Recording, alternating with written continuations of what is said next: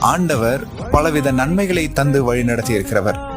பலவித இக்கட்டுகளிலிருந்து நம்மை விடுவித்திருக்கிறார். பல பிரச்சனைகள், வியாதிகளிலிருந்து நம்மை சுகம் தந்திருக்கிறார்.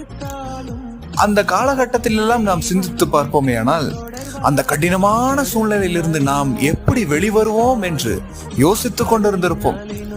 இதிலிருந்து வெளிவருவதற்கு வழியே இல்லையே என்று நாம் சிந்தித்துக் கொண்டிருந்திருப்போம். ஆனால் கர்த்தர் அதிலிருந்து நம்மை லகுவாக விடுவித்து கூட்டிக் கொண்டு வந்திருப்பார்.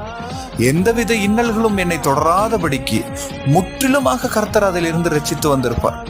அந்த செயல்கள் எப்படிப்பட்டவைகள் என்று நாம் யோசித்து பார்ப்போம் என்றால், ஒருவராலும் யோசித்து இவர் இப்படி செய்வார் என்று நம்மால் நிர்ணயம் செய்து கொள்ள முடியாது. இன்னொன்று, அவர் எப்படி செய்தார் என்று நம்மால் யோசித்து கூட பார்க்க முடியாத அளவுக்கு கர்த்தருடைய கரம் நம்மோடு கூட இருந்து நம்மை வழிநடத்தி அவருடைய கரத்தின் செயல்களால் நம்மை விடுவித்து ரட்சித்து வந்திருப்பார்.